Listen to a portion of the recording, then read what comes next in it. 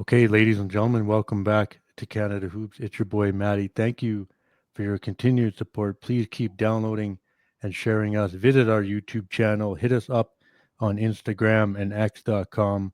Our guest today represents Surrey, British Columbia. She is a former Samiamu Totem and just finished her storied career as a Washington State Cougar. She has represented Canada basketball at the Global Jam and the 2021 FIBA Under 19 World Cup. She is Tara Wallack. Tara, thank you so much for joining us on Canada Hoops.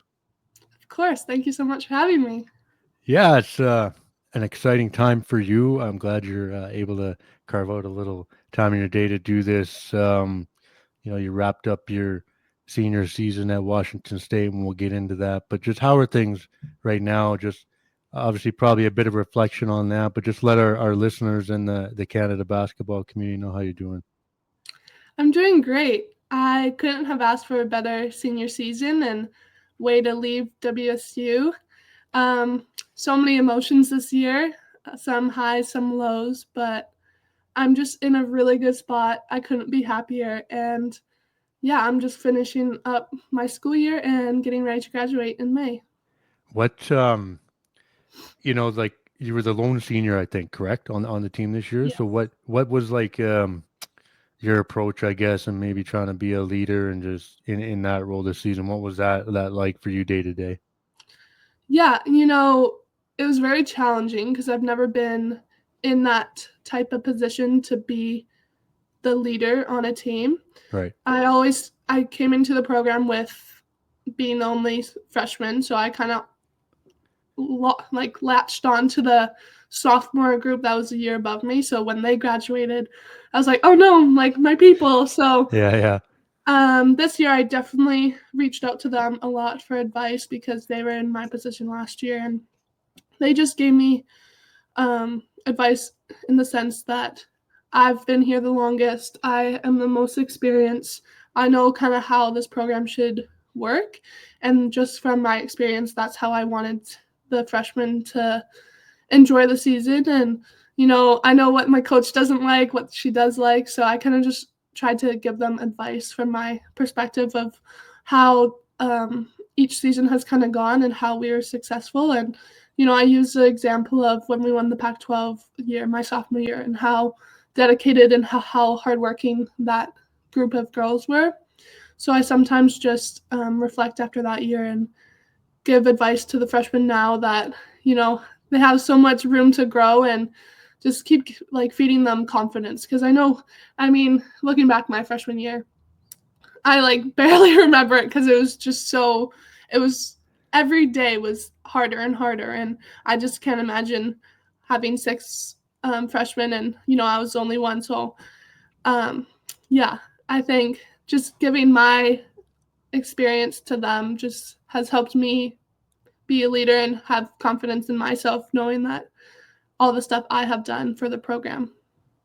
No, well said. I mean, I saw some articles and video just highlighting the fact, like obviously your impact for the last 4 years and being the lone senior this year and being a leader. The other players really valued your experience. What was the adjustment like first season in the WCC after no more Pac-12? Just talk about that. New schools, new teams to play, and in your last year, just take me through that. Yeah, it was definitely different because, Pac-12, you play the same teams each year, so you kind of get more familiar with each player, and the Yeah. scout, you won't take as much time on the scout. But this year, having to play new teams we've never played before, even in preseason, it definitely took a lot more focus on the scout when we had it because we didn't have as much time. And so also the traveling schedule was different. Pac-12, we played Friday, Sundays. And when you would travel, you would play the two schools that were near each other. Yeah. So with the WCC, they didn't really have that pairing. So you would either travel on a Wednesday, go to California, play Thursday, travel back either that night or Friday, come back, let's say to Pullman, and then play Saturday. So the Wow. travel schedule was a lot harder, and since it was Thursday, Saturday, we would be missing a lot more school, Yeah. which I know was kind of a lot harder for the freshmen and sophomores trying to adjust to that.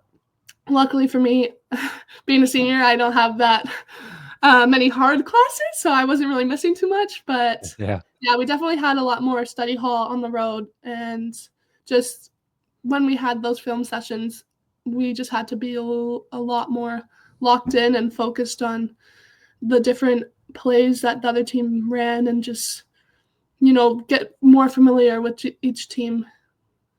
Yeah. No, I thought, you know, with no Pac-12 anymore, it was interesting to kind of see how other programs relocated to other Mm-hmm. conferences, and I didn't know that in terms of like the travel for you guys this year would be such a grind. Obviously, some schools are probably closer. I think like Gonzaga comes to mind or whatever. But yeah, no, that's a good point. And then through the Pac-12 and obviously your last year in the WCC, like there's always been a lot of Canadian women in the two conferences. Like, did you always know, like, if you were matching up with another Canadian? Like, did you guys always kind of make a note of that and take the time to say what's up? Just maybe talk about seeing other Canadian women through Yeah. your time at WSU. Yeah, For sure. I would definitely let my team know if they're in the scout or I see them warming up. I'm like, oh, there's another Canadian. Like, I know her. Or I know of nice. her. So it's definitely cool to see other Canadians on different teams. And I feel like for the most part, each team we played this year, there's one Canadian. So it's Yeah, just cool to know um, where I came from. There might be someone or someone else on the East Coast. So it's nice. fun. Yeah, I thought that that's a cool factor all the time. You just like to, especially this year on the women's side in the NCAA, there was some great talent and coming in Hmm. and obviously like yourself wrapping up.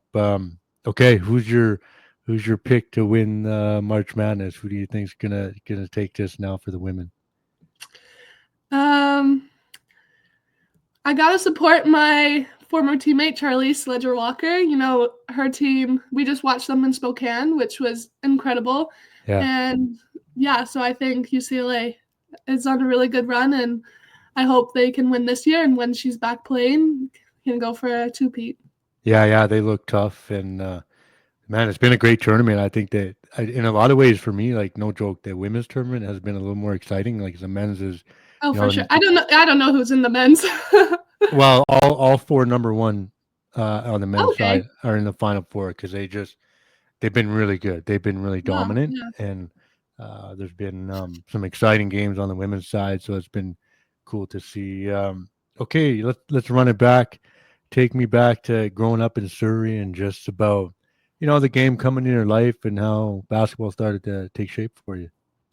Yeah. Growing up, my family was all about sports. My parents both did all the sports you can imagine growing up as well. And then I have two older brothers. So you can imagine the fights and all of that because growing up in a cul-de-sac, having a big backyard. So Yeah, all of that, we grew up playing soccer, volleyball, doing track in high school. So I really thought I was going to play soccer growing up. And then I kept growing. And then volleyball and basketball kind of took over. And I really started playing basketball because I think I'll admit it now, but because of my brothers, because they were playing. And I was like, right. oh, I want to do that too. And so having that hoop in our cul-de-sac kind of just helped me fall in love with the sport and, playing 1v1 with my brothers. And, they're way bigger than me. So I would lose and I would get so frustrated. I'm like, okay, let's go again. Or, okay, I'm done for today. Let's play tomorrow. Or just like my brother played at UBC. Right. So he's 4 years older than me, so he had that experience of university level and kind of just helped me guide into that and how much work it takes to be at this level. And then my other brother ended up choosing hockey, but that's just one of the most physical sports. So he Yeah. wasn't gonna go easy on me when we were playing one-on-one in the outside. So I think just growing him up in that type of environment has helped me become the player I am because physicality is part of basketball. And I'm not one to shy away from it, I would say. So yeah, my brothers and my parents would play one-on-one every once in a while, or rebound for me when they wanted to. So yeah, my family has definitely helped shape me into the player I am. And then also just my friends in high school, we had a really good high school team at Semiamu, and my coach, Allison McNeill, who coached the senior national team in the Yeah. Olympics, just having that type of role model in my life who I still text to this day, who gives me advice on everything. So just having so many important people in my life really just helped me in South Surrey growing up and have as much success as I have here at WSU.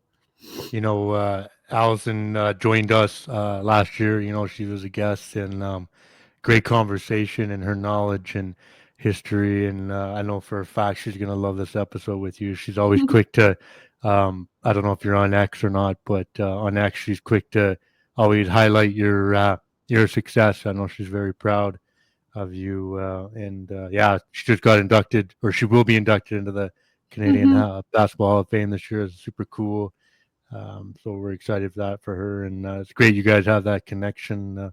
So who lays claim to the best hooper in the family? Who tries to still say they're the best? I know Brian is a monster, and you've had a lot of success, but who thinks they're the best in the family? I mean, I have to say I am because Yeah. I mean, yeah, Brian can have his TikTok thing and Riley went in a different route, so it's between Brian and I. So I'll take that title for sure. Yeah, okay, that's the answer we're looking for. Yeah, I know you had a lot of success in high school. 4A championships, and then I think there was no senior season for you basically because of the pandemic, right? So I just Yeah. wanted to, pick your brain on that, what that was like to still train, try to compete in some way, I guess, but knowing that you were going to go play at the next level, maybe just talk about that experience. Yeah, it was definitely challenging. We had to find unique ways to train, and it was never easy training with those masks. Yeah. But we would still have practices. Coach Allison would still make it fun, and we also had, I think, the mayor of White Rock, I want to say, has a hoop inside his house, so he allowed us to go and have shooting sessions there. So Cool. or just even like outside having shooting sessions with Coach Allison, or my other coach growing up, Manny, with his club XB. So yeah, I think it was just unique. I expect the unexpected with that thing, but yeah, I think we just found unique ways to still train and still do what was necessary to prepare me for coming to Wazoo. So at that point, you had already committed to Washington State, but just take me through the recruiting process, what that was like, what schools you were considering seriously until you decided to be a Cougar. I'm curious about your whole recruitment. Yeah. Growing up, I always thought I'm going to live in California. Like, that's where I'm going to go. I'm dead set on it. I don't care what school. Like, I just want to live in California. And then once the recruiting process started, I was like, okay, maybe the location isn't the priority here.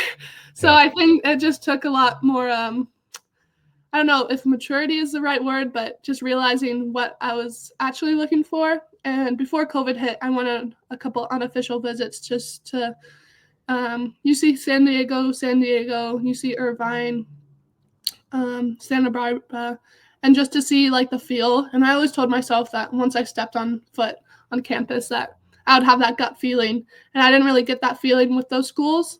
So then WSU was still in the question. And, at that point, I really wanted to play in the Pac-12. Like, that was my highest priority. And WSU was really like, they're probably they are the best recruiters in my opinion. They put so much effort into it, and they would always send me handwritten letters, and it always felt like Christmas. With COVID, they would Zoom with me and do like virtual campus tours because I never got to visit the campus before I committed. So I think just the amount of effort they put into me just showed. And especially having Jessica Clark from North Vancouver already on the team Right. helped me kind of make the decision and feel more comfortable with my decision, because she kind of gave me like the inside scoop of how WSU works and all that. And she would show me around on FaceTime and all that. But definitely was nervous and, didn't know what to expect. But, when I got here, I had that gut feeling, and I'm just so happy with my decision. And the Pac-12 was just something I really wanted to do and really wanted to compete in. And yeah, so I'm just so happy WSU worked out. No, I mean, listen, it obviously a lot of time to reflect in and say it was a great decision. You're the all-time leader in minutes played for the Cougars, so that's always impressive. And also, recently with the end of the senior season, like stuff I was reading and looking at was, obviously I talked about before your impact, and just a great career there. What's been maybe your favorite memory, highlight on the floor and also off the floor? Just talk about your time at Pullman. Yeah, I think there's a couple that comes to mind.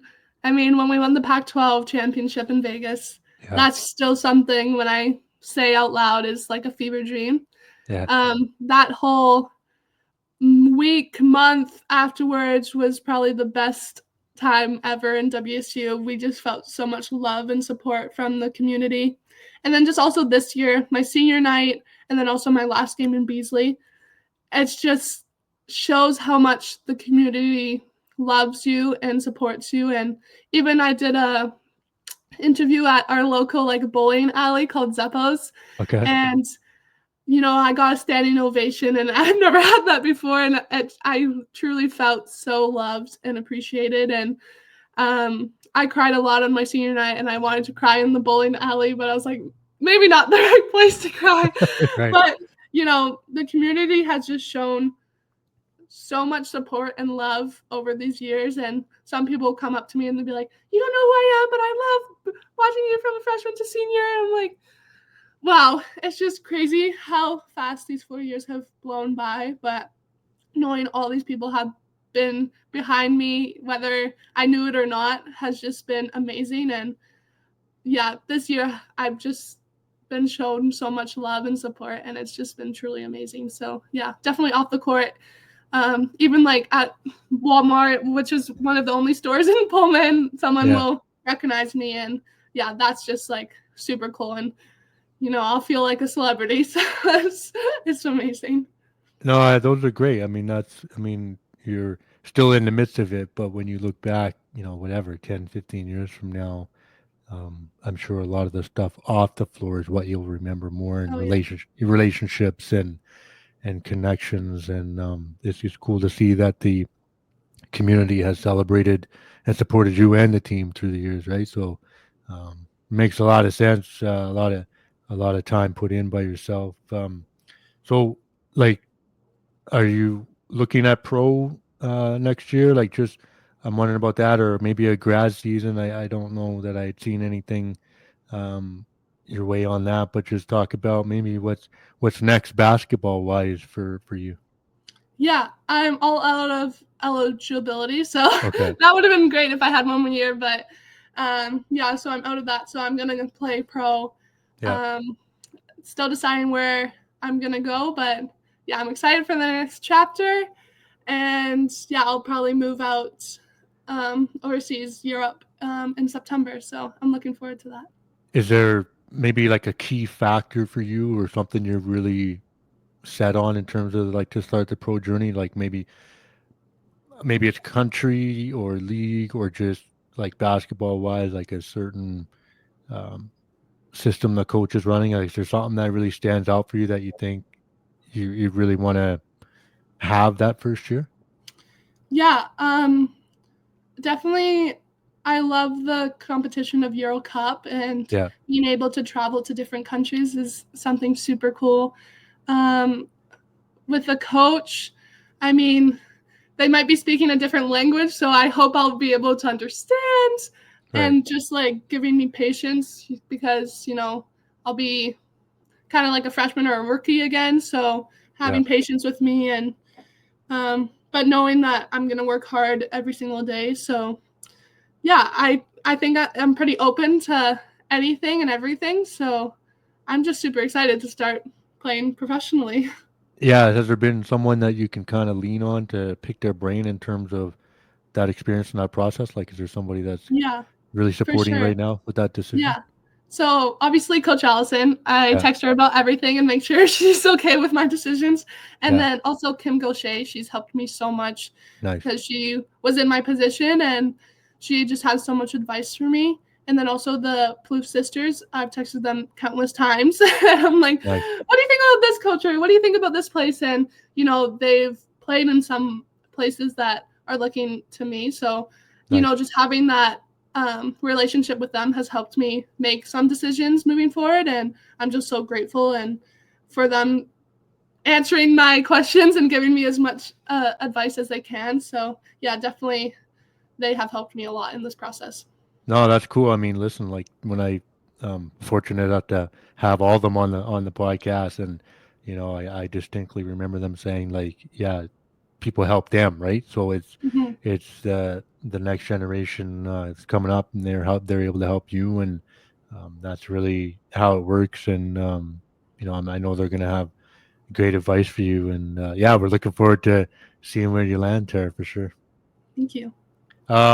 Listen, so here we love to talk Canada basketball on the podcast. You've obviously played for the program. What has playing in the red and white meant to you for your career so far? I mean, there's no better feeling than having Canada across your chest. To be able to represent your country is a feeling undescribable, and every time I put it on, I'm just so appreciative, and just all the hard work that I have put in just means even more. And being able to represent Canada at the highest level, whether it's FIBA or being able to represent Canada in Toronto for the Global Jam or Yeah, 3x3, whatever yeah, it may be, um, I'm representing them with the highest respect. And every single time I step on the court, I'm going to leave everything on it. So, yeah, just representing Canada is something I'll always cherish and kind of brag about because, I mean, not a lot of people are able to do this. And so it's something that I truly, truly take in my heart and something I won't take for granted. no, yeah, well said. I mean, like, listen, it is a special thing because, like you said, not everyone gets that opportunity. You got to earn it. If you're playing on a roster of 12, like you're one of the 12 at that moment, so that's um, there's a lot of credit that goes with that. What are the conversations like with your family? Like, there's a lot of pride with playing for Canada and the name on the front, but there's a lot of effort and sacrifice and commitment to get your family's last name on the back too. Like, what have those conversations been like for mom and dad and your brothers in terms of seeing you play for Canada? Yeah. I mean, it just makes it all worth it when you see your parents are proud of you, and Yeah, having the last name on the back is just, I mean, I'm proud of myself and I'm just proud I can represent my family as well because my parents have sacrificed so much for my brothers and I, being able to put us in every sport imaginable growing up. And um, they kind of just gave us everything growing up in a childhood, the best childhood ever. And so I just want to kind of give back to them and give them the best experience watching me and being able to travel and have them come watch. And they, even with WSU, they would drive up and make the trip a lot. So nice. they've always supported me along the way, and they might be at my game and then they might have my brother's game on the computer, then my other brother's game on the phone. So they always make so Nice. much effort into making sure they watch all of us, even if it's at the same time or same night. Wow, that's impressive. Impressive sacrifice for mom and dad. I know, like, listen, the 3x3 gold at the Commonwealth Games was really cool. And obviously U19 and then the Global Jam. Like, has there been a favorite moment so far with Canada basketball? And I'm sure there's going to be some more to come. But does something stand out so far? Definitely the Commonwealth gold medal. I think we went into that tournament very young and Yeah, kind of just didn't really know what to expect. That was my first time playing 3x3, so still like adjusting to the rules during the tournament. But, coming out with the gold medal, I don't think any of us kind of imagined that, but it was so cool. And we beat England in England, so that was just, the environment was so cool. And my parents were able to come to that too. So having them there and having all the pictures there, and even the opening ceremonies kind of just felt like a mini Olympics in a sense, because all the countries were walking. It was in this big stadium with so many fans, and I'm pretty sure royalty of some sort was there. So it was really fun. And just being able to represent Canada again on that type of level and bringing home a gold medal is just something I'll never forget. Yeah, cool. I mean, that was Taya joined us, and then obviously Sarah's had a monster year at Maryland too, and so it was just a cool group of a team you guys had. I thought that was a unique bunch. Was did Kim coach you then a little bit, or no? Was she doing that yet? Not then. Okay. Yeah. Okay. So who are you close with? Like, obviously that team you're probably close with, but anybody else that you've played with for Canada stand out? Like, who have you gotten to know pretty well that you have a good friendship with? Yeah, definitely Taya. Even though she's a couple years older than me, we have a great connection since we played 3x3 together a lot. Naya Becker, we've definitely grown our friendship over the years with just Global Jam and Canada basketball stuff. She came to visit me this past summer, so I got to give her a tour of Vancouver. Nice. But yeah, we talk all the time. She's also another person I looked up to for advice for playing pro, because she's been in the same position, and also just other life advice. She has a younger sister, so she's kind of like the big sister. I'm like, what do you think about this and all this? And she gives me the best advice and listens to me, and whenever I need something, we'll call. So yeah, definitely Naya. And yeah, I think, yeah. Okay, yeah. So listen, 2028 LA Olympics. You'll just be really, a few years pro, probably prime. Like, I'm sure the senior women's national team at that time is going to be a goal for you. Like, is that, maybe take me through that? Is that on the list? Is that a target for you? And what's what's that look like for you? Because, and I'll say this, because the roster, just kind of coming out of the last Olympics major competition, is there's going to be some changes, obviously, and some veteran players aren't going to be playing. So just maybe, talk about that. I'm sure that's going to be a goal for you, right? Yeah.